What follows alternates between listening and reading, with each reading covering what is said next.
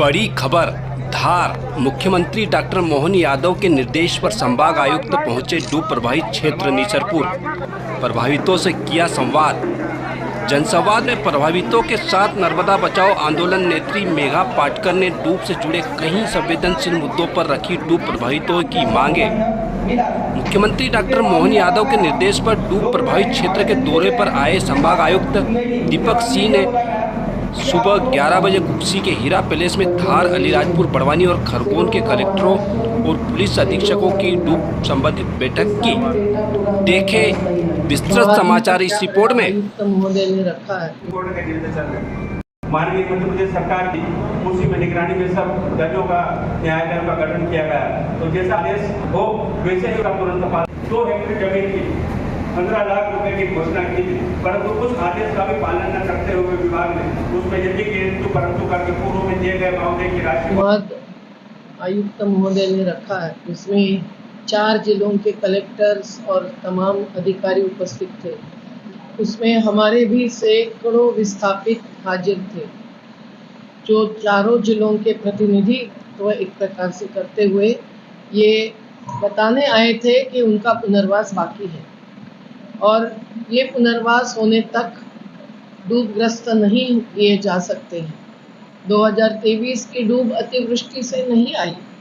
2023 की डूब में 15,946 परिवार जो कि डूब के बाहर अवैध रूप से किए गए थे 2008 से, वो डूब में आए और उनकी जो ध्वस्तता हुई है उसको केवल राहत से नहीं निपटाया जा सकता है। शिवराज सिंह चौहान जी ने जो आश्वासन चुनावी सभा में दिया था उसके अनुसार उनको पूरी नुकसान भरपाई दी जाए और जब तक सभी किसान, मजदूर, टीन शेड में पड़े हुए लोग, खेती आवंटन में फंसाए गए लोग, घर प्लॉट बाकी हैं या मकान निर्माण के लिए अनुदान बाकी है या गुजरात में फंसाए हैं, सभी अलीराजपुर के पहाड़ी आदिवासी हो या निमाड़ के मैदानी भूमिहीन या भूमि धारक हो, ये सभी के बात आज हमने रखते हुए यही मांग की है कि ये जो अवैध डूब पिछले साल आ गई, जिसमें बांधों के जल प्रवाह का नियमन होना था वो नहीं हुआ, उसकी जिम्मेदारी हाइड्रोमेट सब ग्रुप से है, नर्मदा कंट्रोल अथॉरिटी की है, उसके लिए रिजर्वायर रेगुलेशन कमेटी है। पर इसके लिए मध्य प्रदेश ने अपने विस्थापितों के हित में सत्यवादी बयान देना चाहिए और केंद्र सरकार के जल शक्ति मंत्रालय को बताना चाहिए कि पुनर्वास हजारों का बाकी है, जो महाराष्ट्र के उद्धव ठाकरे जी ने ही केवल 2020 में रिव्यू कमेटी में बताया था, पर मध्य प्रदेश ने नहीं बताया। उनका झगड़ा तो चल रहा है गुजरात के साथ, उसके मध्यस्थता चल रही है पैसा लेने के लिए, लेकिन ये सच्चाई बताकर इस बरसात के पहले या तो पुनर्वास का कार्य पूरा हो जाए, जो संभव नहीं है। पुनर्वास अधिकारी पदों खाली होते हुए नियुक्त नहीं है। शिकायत निवारण प्राधिकरण में 5 के बदले 3 ही न्यायाधीश हैं, तो ये कब होगा सब कार्य?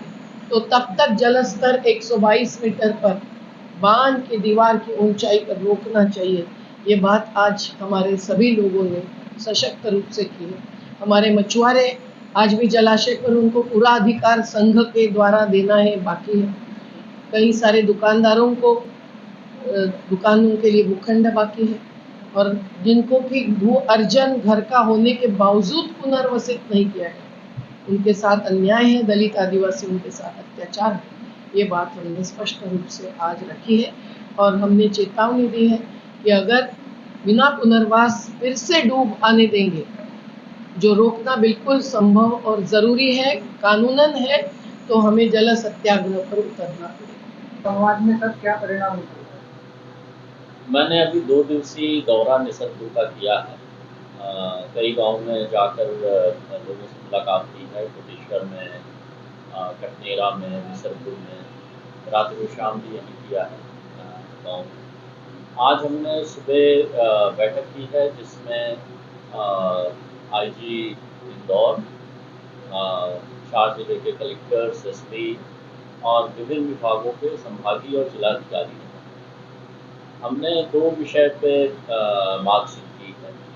एक तो जो पुनर्वास के विषय रह गए हैं उनके शीघ्र निराकरण के बारे में बात की है दूसरा, वर्षा काल में अतिवृष्टि के कारण जो क्षेत्र प्रभावित हुए थे या अतिवृष्टि के कारण नदी या नाले के किनारे जहाँ पर भी हमें राहत या बचाव कार्य करने की आवश्यकता हो, उन क्षेत्रों में अलर्ट रहने, कम्युनिकेशन प्लान डेवलप करने, SDRF और होमगार्ड की टीम को तैनात करने और विभिन्न विभागों के बीच समन्वय करने के बारे में आज हम लोगों ने विस्तार में चर्चा की है।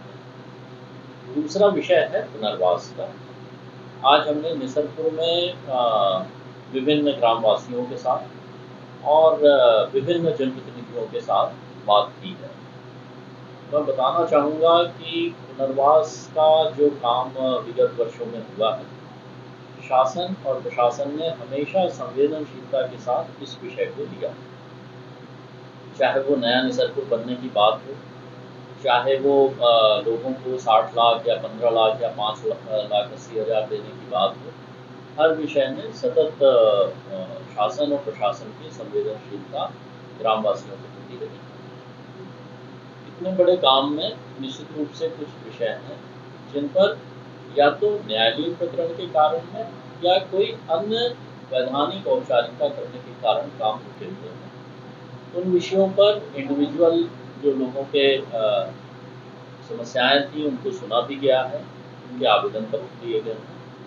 आज विभिन्न जनप्रतिनिधियों के साथ साथ कुछ यहाँ के जो सामाजिक संगठन हैं उनके प्रतिनिधि, उनके सदस्य भी आए थे, उन्हें भी हमने सुना है। जो भी विषय उठाए हैं उसके बारे में हम लोगों ने ये कहा है कि ऐसे विषय जो जिला स्तर पे या संभागीय स्तर पे हम निराकरण कर सकते हैं, उनका निराकरण हम लोग तत्परता से करेंगे। कुछ विषय नीतिगत हैं जिनके बारे में प्रस्ताव बनाकर शासन को भेजा जाएगा और शासन स्तर से जो भी निर्णय होगा उसके अनुरूप हम लोग कार्रवाई करेंगे। सर, अभी सामने डूब आने वाली है, जो लोग 3 शेड में अभी रह रहे हैं उनके लिए क्या तत्काल कोई निराकरण हो सकता है? जैसा मैंने कहा कि जो विषय हम लोग जिला स्तर पे निराकरण कर सकते हैं, उसमें कलेक्टर्स की अध्यक्षता में ऑलरेडी जो पुनर्वास और उनका काम चल रहा है वो चलेगा। और जिन विषयों पे हमें शासन स्तर से अगर कोई नीतिगत निर्णय चाहिए होगा तो वो हम शासन। प्रधान संपादक दिलीप शर्मा की रिपोर्ट।